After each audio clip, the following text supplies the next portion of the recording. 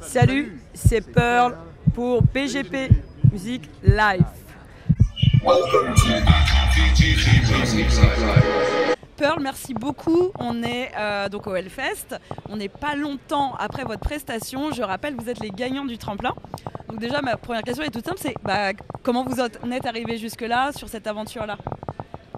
Mais faut se lancer, se dire est-ce qu'on tente un tremplin pour le Hellfest, sachant qu'on est en pleine phase de composition d'album et que si jamais on est pris, parce que si on participe, c'est quand même pour se dire qu'il y a une chance qu'on y aille, va falloir oser se lancer. Donc on se lance, on se discute, on se dit on verra à ce moment-là. Voilà, et comme on dit, sur un malentendu, comme dirait Jean-Claude, voilà quoi. Non, ça mais passe. c'est vrai que du coup on se retrouve en finale après les votes du public.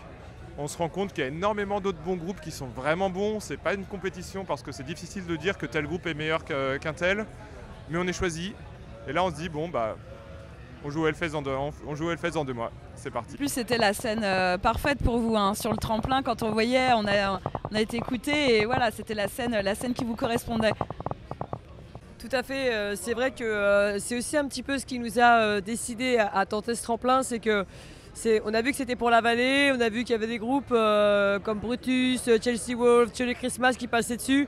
On est tous des gros fans, on a fait c'est parfait. Exactement. D'ailleurs, j'ai commencé parce que moi je vous ai écouté, etc. Mais est-ce que vous pouvez vous décrire, parce qu'en plus votre son a tellement évolué que j'ai pas envie de vous mettre dans une catégorie, donc parlez-nous de votre projet. Eh bien, nous faisons du métal poétique rageur et sensible. Oui. À chaque fois que tu dis sensible, ça me fait penser aux rappeurs sensibles de la dernière vague, mais ça marche bien quand même ton étiquette. Voilà, sinon globalement, quand on veut partir sur des descriptions plus simples qui parlent un peu plus, on se définit comme un groupe de post-metal parce que ça nous permet de caler beaucoup d'influences qu'on a dans ce projet. Et en général, tout le monde sait que les groupes où il y a post devant, on peut mettre plein de trucs dedans. Complètement, oui, effectivement. Voilà. Vous êtes passé, on dirait presque d'un post-rock à un post-metal sur l'équivalent. Et c'est vrai que c'est un mélange de tout. C'est pour ça que je voulais pas mettre une étiquette. Ouais, j'ai vu sur la même scène Amenra l'année dernière. Voilà. Amenra. Voilà, évidemment. Votre prestation, elle est extrêmement complète. Elle est, pour moi, artistique en fait. C'est pas que de la musique. Tout à fait. Vous portez une thématique qui est la thématique du clair-obscur, qu'on retrouve dans la peinture, qu'on retrouve dans la littérature. Est-ce que vous pouvez nous en dire plus sur le concept global que vous vouliez amener, sur le concept artistique, les influences pas forcément musicales, littéraires On a toujours aimé, en tout cas musicalement, cette idée de se dire on fait du métal, mais pas pour taper et faire de la violence en permanence. Ce métal, ça permet, par rapport à d'autres styles de musique comme du post-rock ou même de la pop, de pousser le curseur encore plus loin. Et en fait, ce qui nous intéresse, c'est pas tellement le métal pour le métal, mais c'est le métal pour ce que ça ouvre en termes de possibilités du plus violent au plus calme et intimiste. Et après, il y a les textes. Et là, c'est ça, on va en parler des textes, ouais. Plutôt laisser Aline parler. Alors, après, le côté littéraire, oui, le clair-obscur, c'est quelque chose avec lequel j'aime beaucoup jouer aussi. Alors déjà, je pense qu'il y a une grosse part d'influence. J'ai une grosse culture poétique, on va dire, un peu classique avec Victor Hugo, qui en termes d'éclairage et de lumière clair-obscur fait beaucoup de choses. Rimbaud, après dans des trucs beaucoup plus modernes, je suis une grande fan des poètes surréalistes, René Char, Aragon, on a même bien un texte voilà, d'Aragon c'est ce que en j'allais musique. dire. Donc on joue beaucoup là-dessus et moi j'aime les contrastes parce que les contrastes c'est ce qui crée des images fortes en fait. Et c'est quelque chose qu'on veut faire ressortir, ces contrastes en musique, mais aussi dans les textes et dans les voix. Et donc oui, on a travaillé effectivement ça et c'est vraiment notre gros thème et notre gros curseur artistique. Alors aussi là-dessus, ce qui est notable pour ceux qui étaient ce matin, c'est le travail sur les lumières. On est d'accord que vous avez ramené votre ingé, il y a vraiment quelque chose de recherché derrière. Ah, pour les lumières, je vais laisser Bastien parler, c'est son domaine. En fait, on a longtemps travaillé en duo dans le groupe, sachant que je suis moi-même technicien lumière un peu sur mes heures perdues. Et qu'on a longtemps travaillé avec on va dire, la création lumière qui était plutôt de mon côté, et Yannick, qui est notre technicien lumière, qui lui adore suivre des groupes sur la route, pousser des boutons. Ça faisait quelques mois qu'il avait décidé de lever le pied, donc j'avais pris de mon côté les lumières que je programmais en même temps que je jouais de la basse. Mais sur ce concert, on s'est dit, bon ok, je vais pas programmer les lumières du Hellfest pendant que je vais faire la basse, c'est vraiment trop casse-gueule. On l'a dit, Yannick, ça te dit de revenir? Il a fait bien sûr. Bah, quand même, genre quand on t'appelle pour dire tu veux pas sortir ta retraite pour faire un Hellfest, Ouais, c'est il clair. est venu, il connaît les morceaux par cœur, il s'est hyper vite adapté et on est hyper content de voir que ça a été remarqué. C'était marquant parce que vous avez ouvert ce matin, donc c'est clair qu'on n'est pas habitué à voir des scènes avec voilà, un tel niveau d'éclairage comme ça dès le matin, et c'était assez percutant, ouais. Effectivement.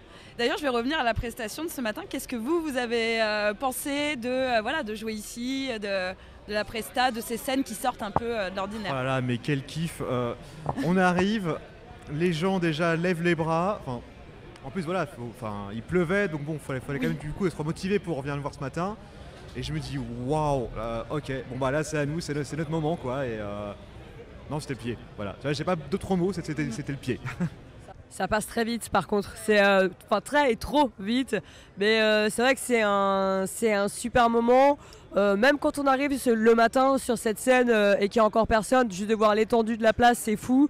L'équipe d'accueil est super, d'ailleurs un gros big up à eux parce que vraiment ils travaillent toute la journée de très tôt à très tard et ils sont souriants, ils sont adorables, ils nous accueillent, ils nous aident. Donc déjà là-dessus, bravo Hellfest, bravo bénévoles, c'est top.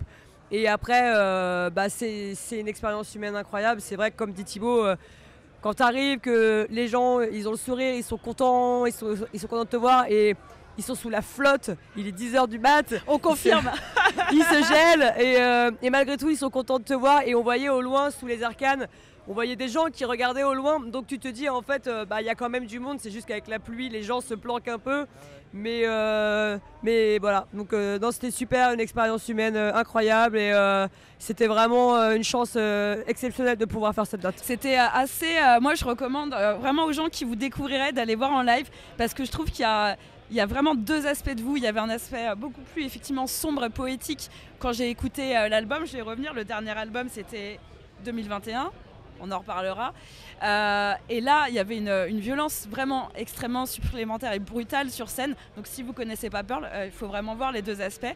Là, c'est une question de curiosité, ma dernière sur votre set. Vous avez fait un featuring, donc, comme on disait en off, avec la chanteuse de la nébuleuse Zima, qu'on a eu le plaisir d'interviewer aussi. Comment vous connaissez comment vous connaissez tous entre vous cette sphère, et en même temps, c'était tellement logique. Faustine, il faut savoir que lorsqu'on était au lycée, elle faisait partie d'un groupe qui s'appelait Munchie, oui, qui était un espèce d'ovni musical qui mélangeait néo-metal, des influences reggae, des influences trip-hop. Et tu avais ce petit bout de femme là qui arrivait sur scène un peu planqué et qui défonçait tout sur son passage, avec en plus un chant clair absolument merveilleux. Et à l'époque, c'était vraiment pas courant des femmes, des femmes chanteuses dans le public. Et c'est vrai qu'on était tellement fans que le jour où on s'est dit on veut faire un featuring, et on était là en mode mais on rêverait de le faire avec Faustine. Et en fait on l'avait déjà pas mal croisé, mine de rien on discutait régulièrement, Thibaut l'avait interviewé et quand elle a dit bah oui bien sûr, on était en mode ah mince, c'est pas vrai. Ah ouais.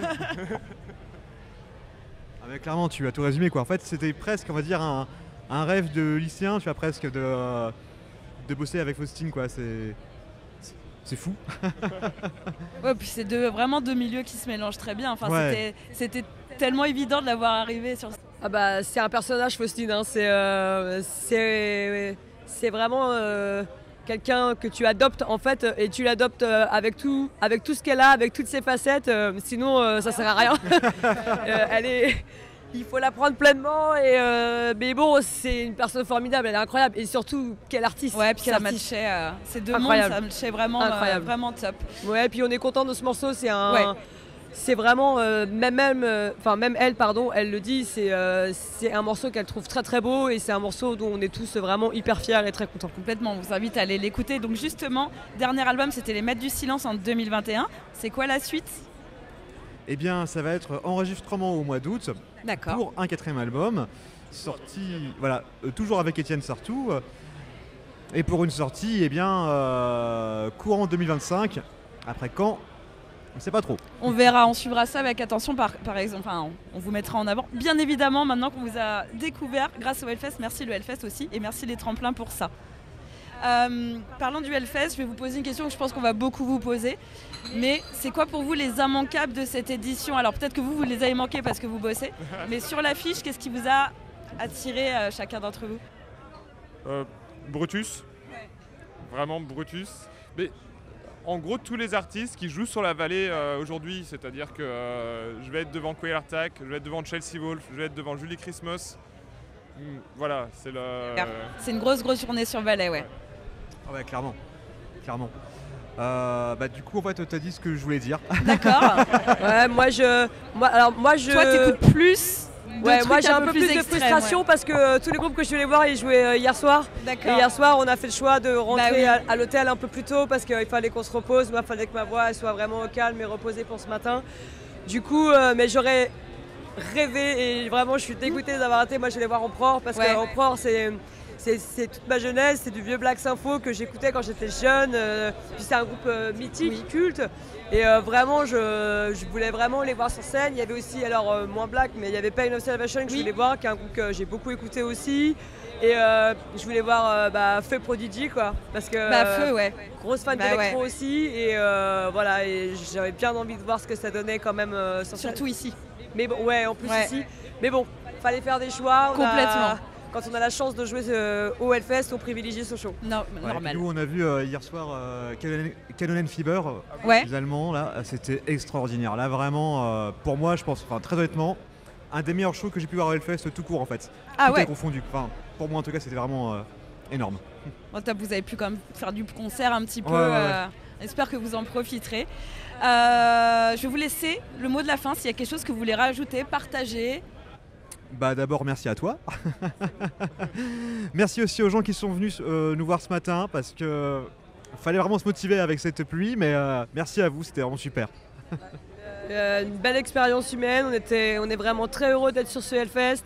C'est une expérience humaine et professionnelle aussi, vraiment importante et incroyable. On rencontre plein de monde, c'est génial, tout le monde est top.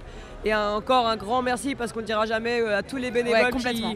qui bossent sur ce fest dans tous les domaines. Le care, les journalistes, les bars, les scènes, vraiment c'est un boulot énorme avec des horaires et des flux de fou. Donc merci à tout le monde, c'est incroyable. Merci. Tout est dit. Tout est dit. Bah écoutez, nous on vous remercie encore pour le show, pour la découverte. Vraiment, c'était vraiment top. Ça prenait au trip, c'était incroyable. Merci pour le temps que vous nous avez accordé ici. Aucun problème. Et on se retrouve bientôt sur BGP Music Live.